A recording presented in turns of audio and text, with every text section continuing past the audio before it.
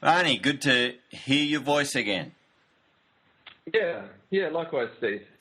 And we're just continuing to talk about the different characteristics of someone seeking to spark or fuel church planting movements. Now, just in case someone's dived in for the first time and hasn't listened to the first two interviews, just in a phrase or two, we've covered head and heart. So, what were the key ideas in getting your head in the right place and having the right heart? Sure. Okay. Well, with the first one, head, the idea there is the key word is knowing. So the thought is understanding and getting your head around the CPM paradigm, understanding the principles, understanding what the Book of Acts, how Jesus did things. So it's basically trying to, it's a bit of a cognitive thing, really, just trying to understand the paradigm principles. The second one, heart, refers to being. So the idea is that really everything we do flows out of who we are. It's not a case of this or that, but it's more a case of we can have all the understanding, we can have all the skills, but if our character, if our heart isn't in the right place, eventually all this other good stuff won't come to anything, won't come to fruition. So it's around the being side of who we are. Okay. And what's the next characteristic that we're looking at today? Okay, the next one, the third one, is hands. So the key word there really is doing. So this is more around the skills, some specific skills or outworking of how we go about doing CPM. So tell me a bit about that then, about hands, doing. Okay, sure thing. Well, the first thing that's really key in CPMs is the whole thought of finding the person or people of peace, or maybe the house of peace, which this is found in Luke 10, where Jesus set out the disciples and he told them to go essentially to look for people of peace. And so the thought here is whenever CPMs happen, that there are always key people that God has prepared when we call these people of peace. So these are non-Christians, people who haven't often maybe not have even heard the gospel before, far away from God, but God has already prepared their hearts. And so that as we go, as church planters go, whatever it is, everyday people go, asking God and trusting God that He is going to connect us with people that really are ready to receive the gospel. And then from those people, their families will often get saved, or their friends, their relatives, and very often our first church will begin in the homes of these people, what we would call people of peace.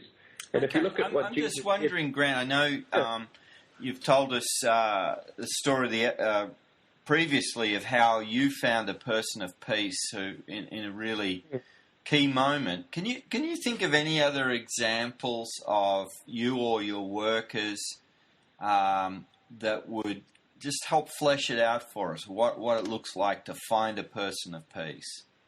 Sure. Okay. Certainly in my case, I've told the story of how that's happened a couple of times, how we've found people of peace. In terms of our workers, typically what it would look like for them is that they'll go to an area and spend a lot of time in prayer. I think of a number of our guys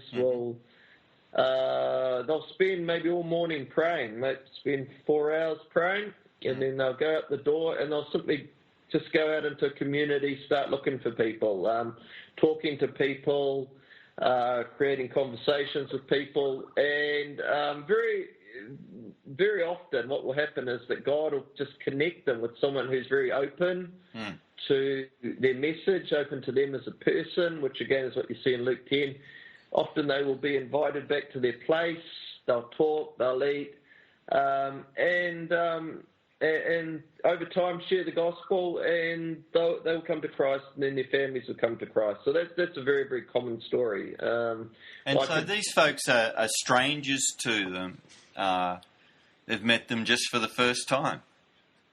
Yes, that's right. Strangers the first time, yeah. So what we've found is you don't really need lots of people apiece, not initially to begin a work. I think of another work we've just started.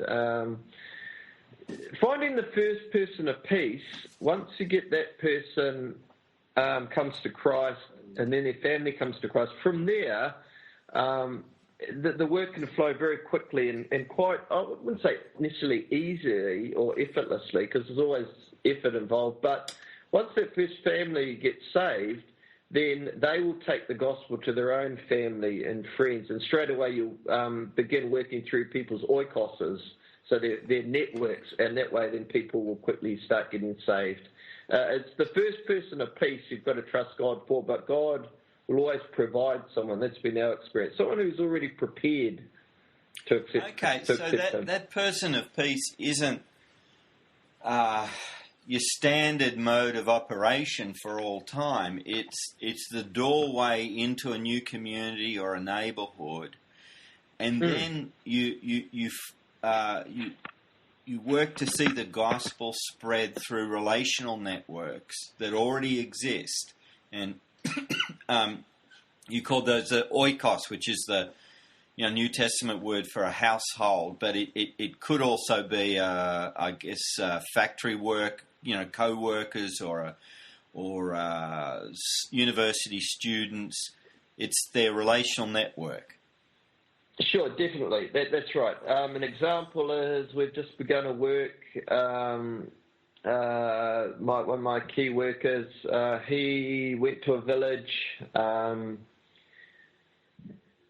Essentially, just did what I said. Just started meeting people, talking, created a good relationship with someone. They got saved. His family got saved, and then from there, the guy who got saved took my guy to 5 different villages where he had friends and family, shared the gospel, people got saved in those villages. So, and that happened very, very quickly. Now the plan is we will just multiply that work out, where each of these families that have got saved will go to 5 new families. And so essentially we'll try to multiply the work every year. We'll multiply it 5 times. And that's simply through working through oikoses, but it's all started through finding a person that God has already prepared.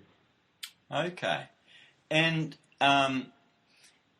so in terms of connecting in that pioneer way with strangers initially, that the main purpose of that is, it's great to be sharing the gospel broadly, but the strategic purpose is, Lord, who are the people you've already prepared to not only receive the message, but to be a bridge into relational worlds?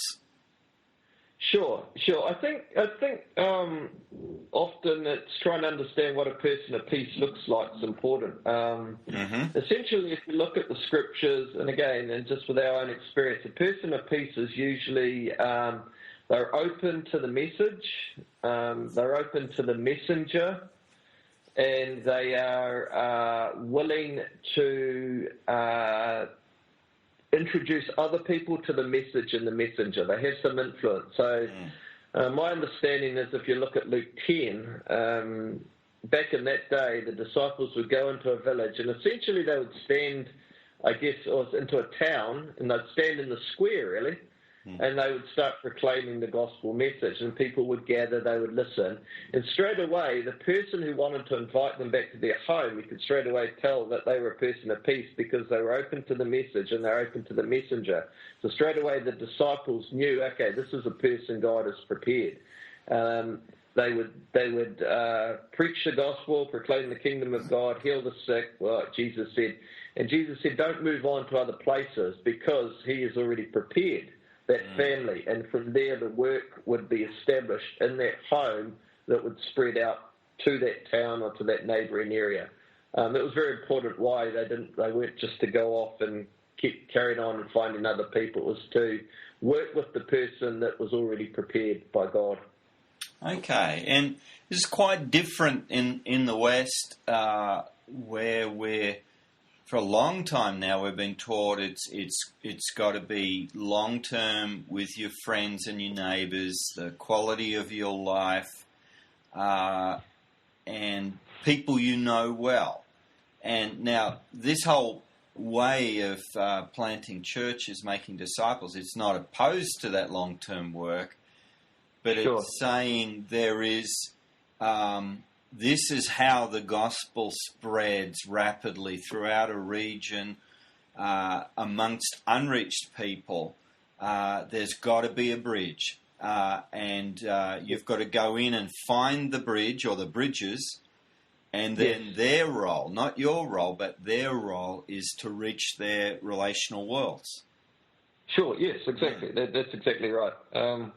I think one of the challenges with the long-term approach, friendship evangelism, I'm not so convinced that, maybe it can be effective, I guess, in some places where, everyone hits a crisis, people who come to Christ sooner or later, particularly in the West, they'll have a crisis, and so they'll turn maybe to a Christian, someone who they build a relationship with. I mean, that's all fair and that's all valid, but I think many, many times we can spend a lot of time with people, building friends, shown by your lifestyle, all that kind of stuff. But the person may never even come to Christ. They may not even be interested in the end. But there are actually people out there who would come to Jesus straight away if someone actually told them the message. And this is the whole idea of a person of peace. It's trying to find the people who really are now, today, ready to receive him, not tomorrow, not maybe next week, but today. There are people there, and allowing God to lead us to these people who today will accept him. And that they will then do the in-depth work in their community. Yes. Yeah. Yes, because they already have the relationships, they already understand their peers, their network. They're the best person to win their own folks to Christ in whatever shape or form that looks like. So I guess what that also means, Grant, and this is, again, something that's sort of quite different here in the West, where we're not seeing church planting movements, where you are seeing multiplication happening, new believers are being mobilized pretty quickly to minister and share the gospel with others. We tend to want to protect them, draw them into our world, make sure they're mature and well taught, all of those things. But this whole model it mobilizes people very quickly. It does, definitely. Right from the start, a new believer is taught, and the value is instilled that, hey, your friends, your relatives, your family, they need to know Christ. And you can point to the scriptures.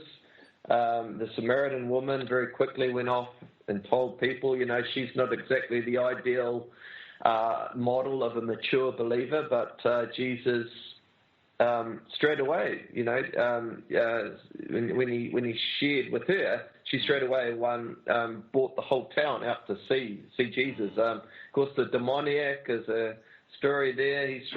Jesus went and said, go and tell your family, your friends. And then the whole of that area was ready to receive Jesus when he passed through again at a later date. So this kind of model very much teaches that right from the start, what does the scripture say about the need to reach your family and friends? Straight away, it gives people the skills, the training to quickly go and reach family and friends. The whole discipleship model isn't you must go through a whole set of series first before you mature. It's learning that the real key is obedience, and obeying what the scriptures say is a real key. Okay, well, what else needs to happen in this whole area of hands of doing for a church planting practitioner? Okay, the next thing I would say is it really comes down to the model of church, and the key for a church planting movement is to multiply house churches. Now, I know the term house churches can be a very loaded term in the West. Whenever I use that phrase, whenever I'm in the West, particularly from pastors, I get all kinds of reaction. And maybe there's some valid reasons for that, I'm not sure. But whether you want to call it house church or organic church or simple church, whatever you want to call it, basically the whole idea is a smaller group of people. Not the big church like we see where everyone lines up in pews and you've got the stage, you've got the music, and all that's okay. It's okay. There's a place, I think, for that. But if you want to do a CPM, that kind of model won't work. It has to be much smaller, simple, reproducible model of church where almost anywhere you can have church, where you don't have to have a big budget, where it's a smaller group where leaders can be trained to lead a small group. Most people, I think, not everybody, but most people can be trained to lead a small group. Very, very few people have the skills and ability to lead a large group of thousands of people. Very few people are in that position. So a church planting movement will always be characterized by a multiplying of smaller groups, which we call here house churches, and I think that's a good description of these kind of churches. Okay. I think some of the concern using the phrase in the West is we don't see many house churches that multiply. Right. And I think some of the reason for that is because, again, my experience is very limited, so maybe anyone listening into this will shoot me down in flames, but my understanding of the house church in the West is they don't have an evangelistic focus. The emphasis tends to be more on, quality of community maybe, depth. They can be a little inward-looking. That's not what I mean by house church. What I mean by house church is the whole value is you're talking about quality, yes, and relationships, but also quantity in terms of we've got to win our neighbours, we've got to win our friends, and we've got to multiply ourselves out many times. It's a very, very different thinking of church. It's not a case of where these churches, which I know can be in the West, the term disgruntled Christians comes to mind, who don't like maybe mainstream church, and so they go to a smaller church. That's not what I mean by house church. It's always outward looking. It's always winning your neighbours, your friends. It's always how can we start new churches. It's always training up new leaders to begin new churches. It's very, very different. So two of the characteristics. One is it's simple enough and basic enough that ordinary believers can come together and form these churches. So they're easily reproduced. And then the other characteristic is there's a very high commitment to sharing the gospel, making disciples, and forming new simple house churches. Very much, very much. So that's it. Very, very strong, those values. I guess I'd add another thing in there is that house churches are not individual ones where they struggle along on their own. They're part of a larger network. So they are their own autonomous church, yes, but they're linked into a much broader network. So, for example, a work we began a number of years ago, just literally through one house church in an area. I don't know the number now. I heard the guy who heads up the work, local guy now, said there's over 1,000 churches now, I think. He doesn't know exactly how many because they multiply very quickly, but over 1,000, maybe 1,100 or so. Somewhere between 10 and 15,000 believers. That's all within about 8 years it's happened.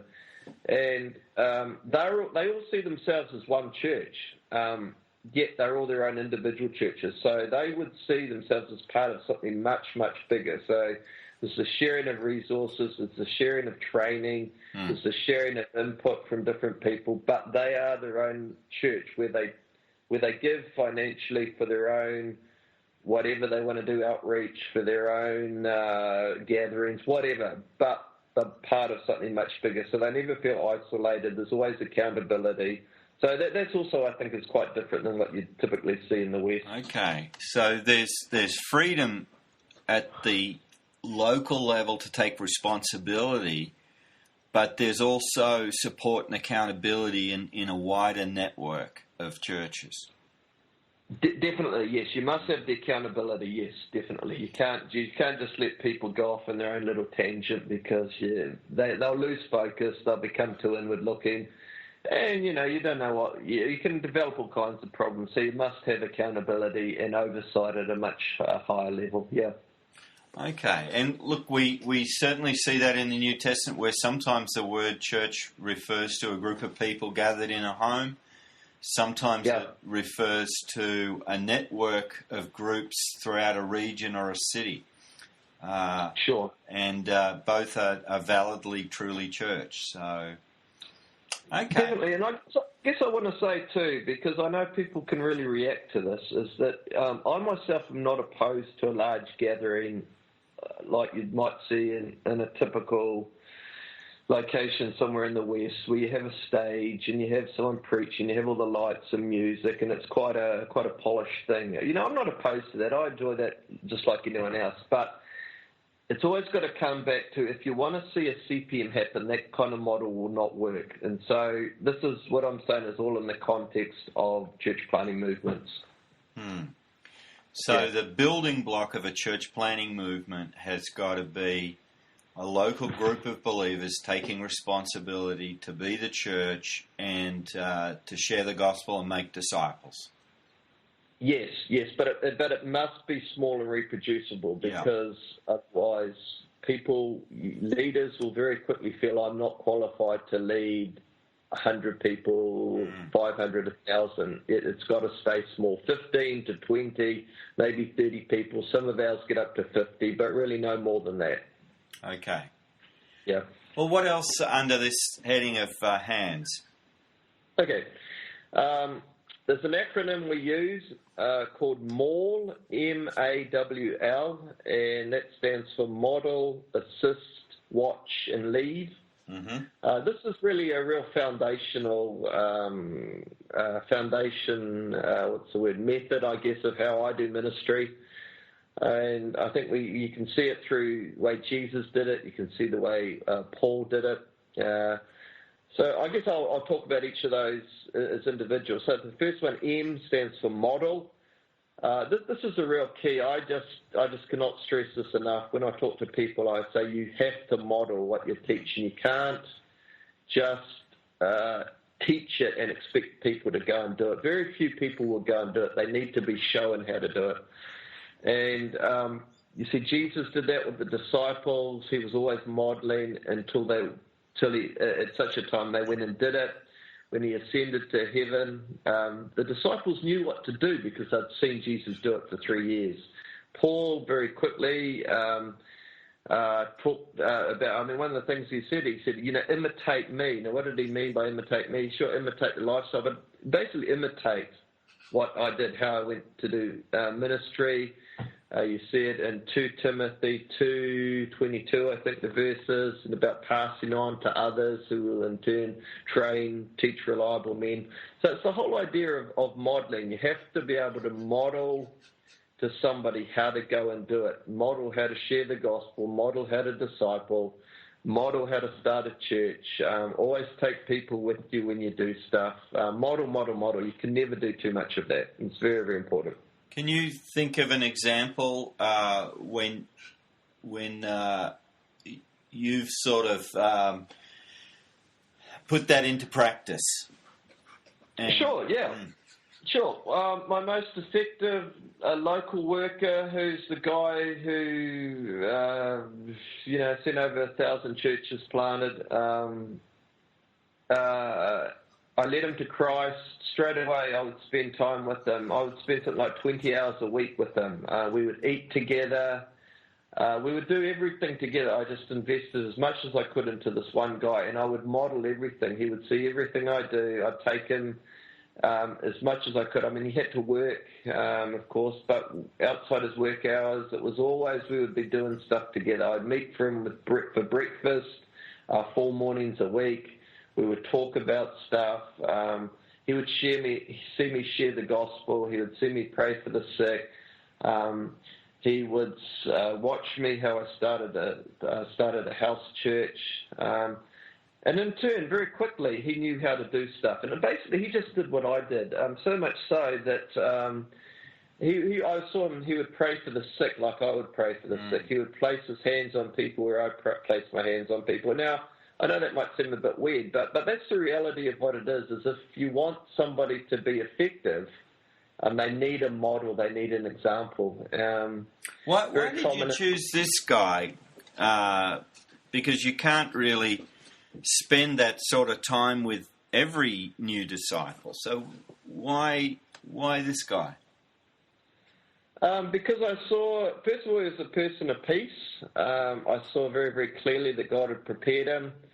I saw his hunger, wanting to learn. I saw the power of God work in him very, very quickly from the day he got saved. He led his family and his relatives to Christ very quickly. So I could see that God, that he was fruitful, basically. I always look for fruitful people. And I could see that very, very quickly God's hand was upon this guy. And sometimes he didn't develop as quickly as what I wanted. And in all fairness, sometimes I thought, I don't know whether I'm spending too much time with this guy. But I listened to my wife. I always listen to your wife. And she said, no, invest in this guy. So I did. And it really paid off because he's an apostle. He's extremely effective guy. And I just invested. I basically shaped all my time around as much as I could around this guy. I would go out of my way to spend time with this guy, modeling to him how to do life as a Christian, how to relate to people. All the things I said, we would study the scriptures together. We would pray together. As much as I could, I would train him and model to him how to serve Christ and how to be effective in ministry. Okay, so the whole paradigm is it's about spending as much time as you can with fruitful people, with key people. Definitely spend time and I'll talk a bit more about that, what that looks like about fruitful people. But you have to invest into people.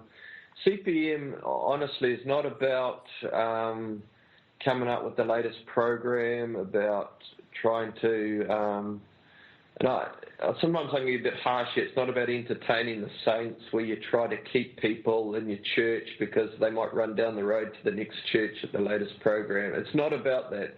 CPM is always about winning. It's about discipling. It's about modeling. It's about training people to go on with their family and friends to plant new churches. It's not about doing a whole lot of admin. It's not about this. It's not about that. It's not about that.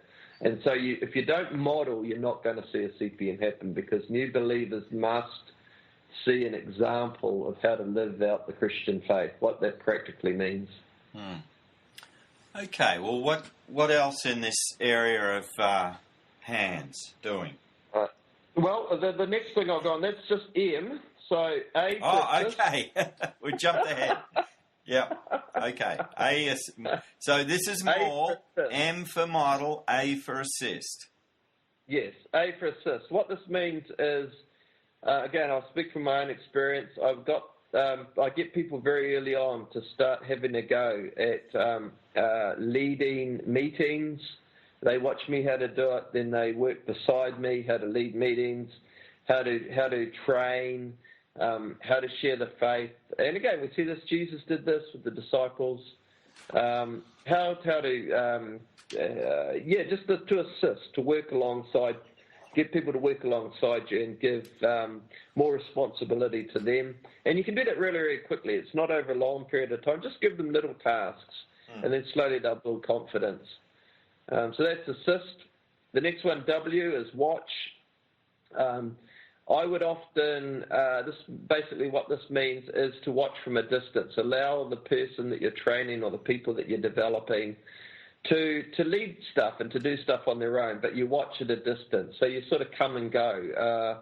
An example would be, a good example is this is, I remember one time we were having a baptism and they wanted me to baptize the people, the new believers. I said, no, I'm not going to do the baptism. I told them on the night. My plan was that the the main guy that I was developing with the others, this main guy, he would do the baptizing. He'd never done it before. And so it was time to do the baptism. At the start of the meeting, we were going to do the baptism, and I said to him, look, now you're going to baptize the people tonight. And he said, I can't baptize them. You need to baptize them. I said, no, I'm not baptizing. You know how to do them. You know how to baptize. You've seen me do it enough times. You do it now. And he said, no, I can't. And so I said, oh, well, I guess we're not having a baptism tonight. We'll just have to tell everyone to go home. And straight away he realized if he doesn't baptize, everyone's going home. And so he said, okay, I'll do it. And so he baptized, and he was fine, and he's been doing it ever since, you know. And often other times people would want me to be at meetings, and I'd say, no, I can't be at meetings because I've got something else on. No, I didn't have anything on that night, but I just refused to go because I knew that if I was going to always be there, people would not learn to rely on the Holy Spirit, would not learn to do stuff themselves. And so that's the whole idea of watching. You watch from a distance. And then there's the last one is alpha, leave. It means you just don't get involved anymore. And where Paul did this is where he would send letters, he would send people, but he quickly moved on. And you need to do that because otherwise, if the person who starts the work is always hanging around, the people never really grow into really learning to trust God. The church always will depend on the church planter. In fact, I had this situation just the other day. A guy we used to do a lot of work with, one of my fellows I trained, he said, oh, you know, if we hadn't left that area, then he would never have developed into the guy he is now. And at the time, he was always wanting me to hang around and always wanting to stay. But I said, no, I'm not going to be staying. I'm going to be moving on because it's important that he grew into the person that God wanted him to be in terms of his own life and his ministry. And my hanging around would have been a real detriment to the work, but also to him in terms of his ministry. Okay, so that's a key part of doing is to model, assist, watch, then leave. Yes. What else is there? The leave? Mm-hmm. Okay. Next thing is to spend most of your time with fruitful people. So this comes back to what I was talking about before. This is a very difficult one for people, and the needs to, before God, I think it comes down to the individual on a scale about where they actually fit in terms of this. Some people, again, it all has to be in the context of church planting movement. So it's all in this context. The only way you will see church planting movement is to spend time with very fruitful people. Jesus talked about the parable of the sower. Some will produce 30, 60, others 100-fold. I always try to say to people, spend as much time as you can with 100-fold people, those who are very, very fruitful. So what do you do if you find someone is not really fruitful? How do you relate to them? I don't write them off, and this sounds really harsh, but I don't write them off, but I spend less time with them. We have to encourage people who maybe not 100-fold people. We do. We have to encourage them. We have to show love towards them. But I try to feed those people in with other people who I think would be willing to spend a lot of time with them so that they are encouraged, so they get the help they need. But the bulk of my time, personally, is spent with those who are very, very fruitful. Because if we don't, we can spend a lot of time with people who may not ever go and plant churches. We may spend time with people who may never win their family and friends to Christ. And the goal of a church planting movement is always invest as much time as you can into people who are going to go do the stuff, not just listen to what you say, but don't go do it. It's essentially, fruitfulness comes down to obedience. If they're obeying Christ, they will go and share the gospel. If they're obeying Christ, they will get into a place where they want to start a house church. And with training, you get a pretty good idea pretty quickly who wants to really go and do the stuff and who doesn't. So I try to spend time as much as I can just with very fruitful people. But it sounds like I'm hearing two characteristics. One is they're obedient, and the other is they're exceptionally fruitful. Because I imagine there's a lot of folks who are obedient and faithful, but the fruit of their ministry may be quite limited or, just typical. But you're saying every now and again God gives you a person who will have an exceptional impact. So look for, obedience and character, but also look for results. And rather than just let them go thinking they're fine, you actually need to spend more time with them than you think. Yes, definitely. Spend as much time as you can, even if it's just with a few people, but and really invest into them. Because it's through these, another term might be super spreaders. I've heard that term used. There are just some people who, man, they will just go do the stuff, and they may not look like what we typically think of what a church planter might look like. Where was I? I was reading something about these church planter assessment things, which seem to be pretty common in the West. I mean, man, our most fruitful people, they wouldn't even get in the door with those church planter assessments. Our most fruitful people are simply those, some of them are really low educated from terrible backgrounds who don't have all the, what we would consider would be all the things necessary to plant a church. And they will just win their family, their friends, they will disciple people. They're just hungry to go and do this stuff. Those are the people who are not so fruitful. Invest into those kind of people. And it sounds from what you're saying, there's a window of opportunity, and early on in a formative time for them, they're demonstrating obedience and fruitfulness, but God's still shaping something in them. And so there's a very intensive period, I imagine could last a year or two, and then beyond that, that's when you apply that model, assist, watch, and leave. So while you might have a long-term relationship with them, the intensive investment, from what you're saying, has a time limit. Sure. Yeah, very much.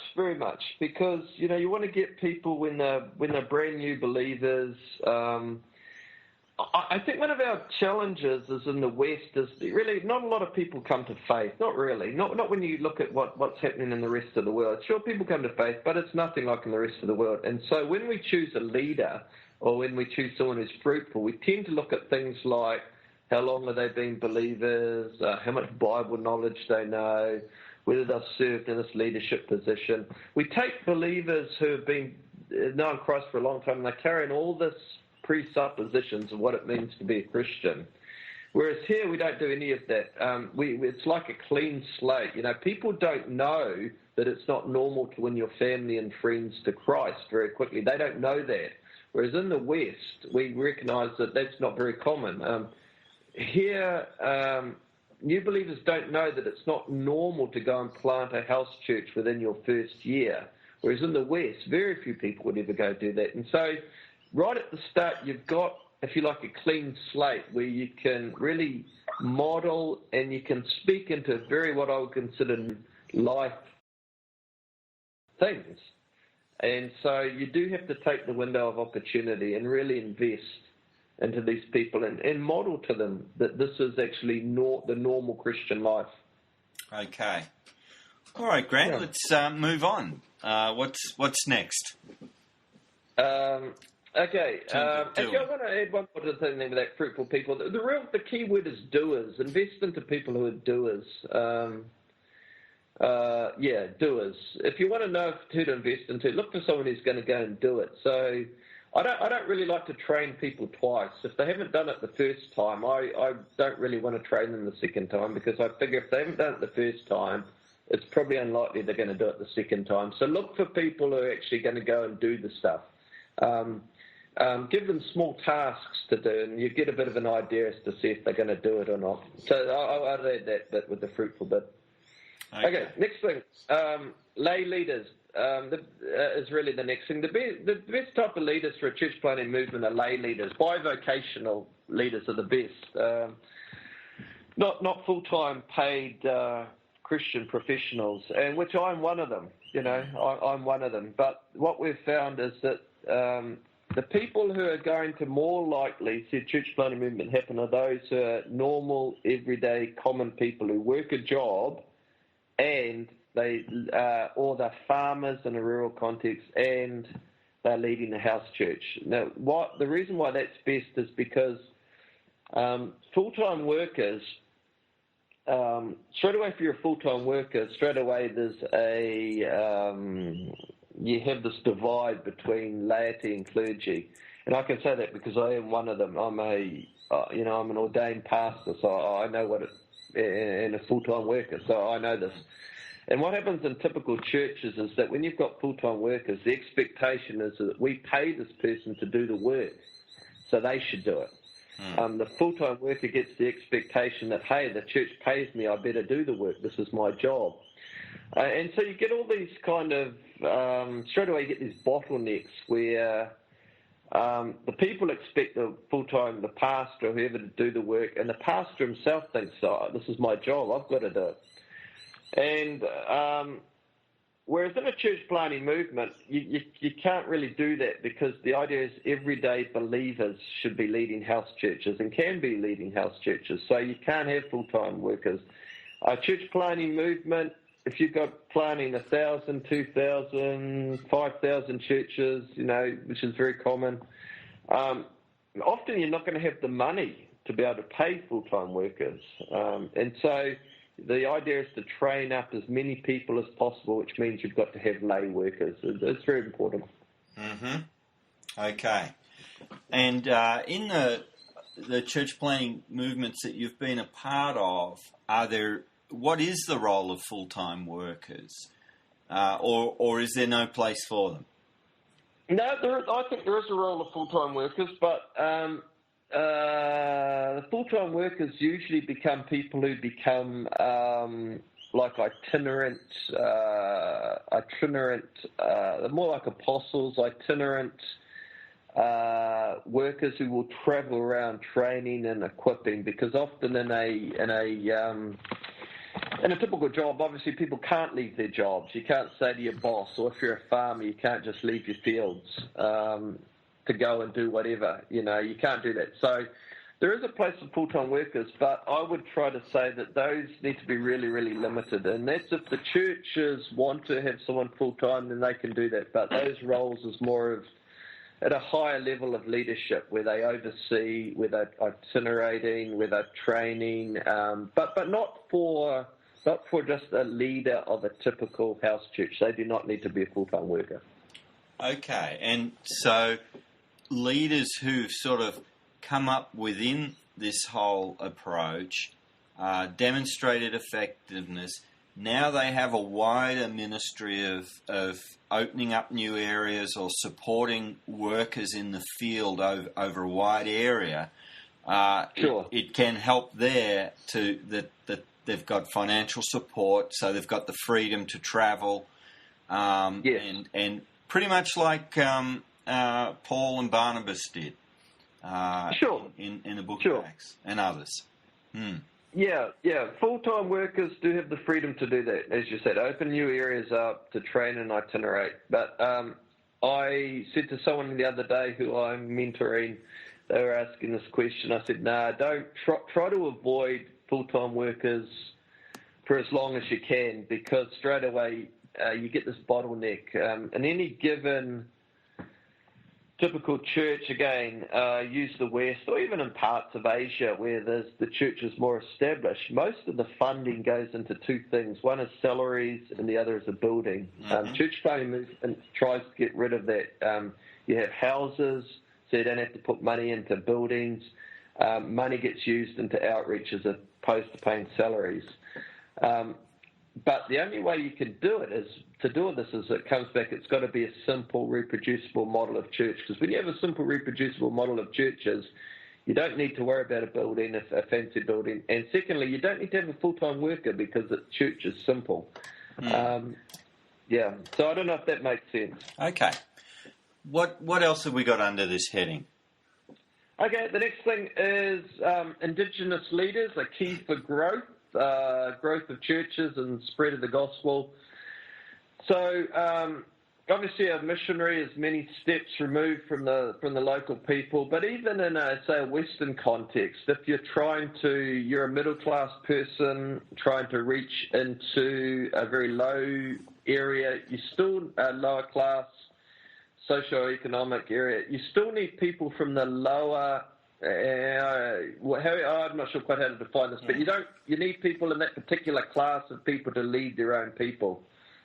Because the person is always going to be an outsider. An example of this is I lived in Australia for a few years, and we were involved in a church plant. I wasn't leading the work, but I was just involved in it in a lower socioeconomic area. A lot of drug problems, alcohol problems, violence. It was considered the lowest socioeconomic area of that city.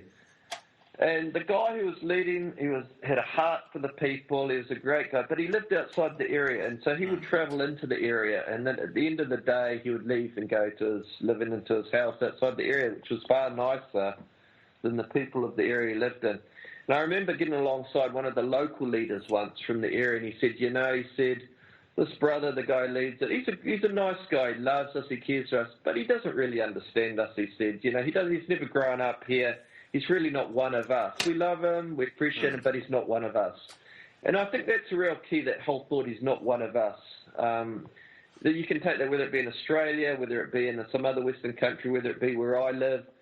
You have to have the people who are one of the people who to lead their own churches. They're always going to be the most effective. The spread of the gospel will always happen quicker and more effectively when one of their own people are leading from amongst themselves. It's always the most effective way. So, Grant, moving into a certain area where we're doing everything we can to identify with the local people, even if we're doing a great job of that, you're still saying that's only the first step. And the end game has got to be a movement amongst the people that you're reaching that's homegrown. And your job's not done if you're just fully identified with your community. Your job is done when, from within the community itself, there are local leaders who are moving this thing forward. Definitely, yeah. You can try to be as much as the people as you like, but you're never going to be one of them. That's just the reality. You're not one of them, and everybody knows you're not one of them. I've lived in this country for a long time, but I'm always treated as a foreign guest. The story of like I just said about when I was in Australia there. The brother, the guy is the pastor, and he'd been involved with the poor. There was lower socioeconomic people with very troubled families for decades, literally. But he was never one. He could never be one of them because that's not his background. He hadn't grown up in that context. So this principle applies whether you're in my situation as a missionary or whether you're in living in the West. Whoever you're trying to reach, the outsider. And this can be either culturally or socio-economically, they can start the work, but as soon as possible, there must be local indigenous folks from within those groups you're reaching, raised up to begin leading their own people. Very, very important. And that could be true if I was a city guy going to a rural centre, or a middle-aged guy trying to reach young adults. I need to do the hard work of bridging into their world, but that's only the step towards local leaders who are taking responsibility. That's right. Yes. Now you can plant a church as an outsider. That's really different. You can plant a church, but. And I think this is, I keep bringing this up because it's really important to consider. If you're doing church planting movements where you're aiming for hundreds or thousands of churches, that will only ever happen through indigenous leaders. But you can plant a church as an outsider, that's no worries, and people will still love you, but it won't spread, it won't grow to be a church planting movement. Because it's revolving around you, dependent on you, and it's not fully homegrown. It's not fully homegrown. Any kind of church planting movement, there's certain characteristics, and there's a lot of stuff out there. David Garrison, of course, has got some good stuff. I know you've got stuff on your blog, Steve, but Indigenous leaders is always a common characteristic, and that will look different in different situations, but that's always a common theme, yeah. Okay, what else have we got under the hands heading? Sure. I guess really the last thing, and this is to do with leadership training, is what I'd probably want to bring out. We do all kinds of leadership trainings, but the most effective is to try to do as much leadership training as on the job as possible. So,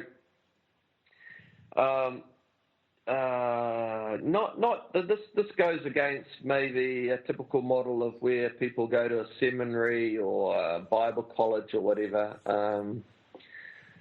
There's a place for those, I guess, but in a church planting movement, you can't really take people out of their environment to place them in somewhere for a year or 2 years or 3 years, because straight away you remove your best leaders, your most fruitful workers, and the movement is not going to grow. It'll stall. And so the idea is to try to do as much training on the job as possible. So in our case, we have a number of different ways we do training. We do on the job, so that's the whole idea of modelling. You model how to lead, and you train people while you're doing it. The second thing would be we would have, say, like 1 day trainings, either workshops or seminars. We do that. We will have weekend gatherings, so we pull people into a location for a weekend. That's great. We might do 1 week trainings where people will come for a week. And then we've done it in one situation. We had 3 months trainings where those were for the leaders of the whole movement. So that's at a much higher level. I've been involved in some Bible school stuff for a year, but I'm really not for that. I don't like to see anything more than, say, 3 months if possible, because it removes people from too long away from their environment. The best thing is if you can if you want to do training as you go, like pull people in and for a short while, and then they go back, and really only do, I guess a phrase I've heard used is just-in-time training, where people don't really need to know a whole lot of stuff in advance. They just really need to know what's necessary for the next step. And so we will train in stages. So brand new leaders, we just train them what they need to know initially, some basic foundational stuff. And then maybe in 6 months' time, we'll pull them in for the next stage. And then 6 months after that, pull them in for the next stage. So people don't need to be taught everything in advance. It's not really necessary in our experience.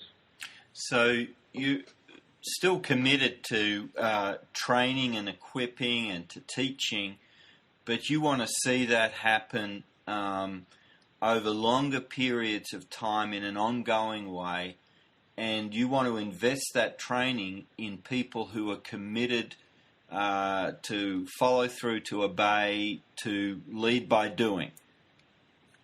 Definitely, yes. And in fact, we will only train people who are doing it. So you have to be doing it before you get any training, because otherwise you can invest time training people who may never ever go and do the stuff. And it's a waste of their time. It's a waste of our time. So you've got to actually be doing the stuff before we train you. That's very important. And typically, you talked about pulling people in. Do you mean to a central location, or do you mean we pull them in their region and take the training to them? Yes, sorry, yeah, that's a very good point. Yeah, we do it where they are, not into some central region, like into either the nearest town or the nearest city, but it's really where they are. Sometimes it'll be done in a village context. It'll be done in the village, and that can work too, but it can be little bit crazy because of village lifestyle. But really the best place is into a location that's not too far from where they are, so that they don't have to travel a long way, so that you can get as many people there as possible. That tends to be what we do. Well, that sort of finishes out our focus on doing, or on the hands side of the equation. Next time we're going to be talking about the house, about relating. But I'm just wondering, if someone's listening to this and they sort of feel like, wow, this is a lot to take in, or where do I begin? What would your advice be in terms of someone saying, well, how do I get started with this, with doing? Okay. I think a lot of times, it can sound overwhelming, particularly when you're starting out. And we've only learned all this over many years of experience. But I think if I was to start again, I would probably watch very carefully I'd look at my calendar for the week, and I would really focus on what I was going to stop doing. Is very important. So I'd look and say, okay, if I look at my week, how much time am I really spending in terms of particular, really a few areas. One, winning the lost. How much am I actually spending winning the lost? Second is, how much time am I training in terms of training other people to win the lost? How much time am I training people to start house churches or small groups, or whatever that looks like in their context? And I'd really invest my time into those things. The most effective CPM practitioners are those who are themselves modelling winning the lost, and two, training others to win the lost and to start groups. Really, the rest of it you can put off to the side. Now, I know for some things, some people are already committed to stuff, but I would try to give as much of the other stuff, admin stuff, as much as this other stuff, to other people.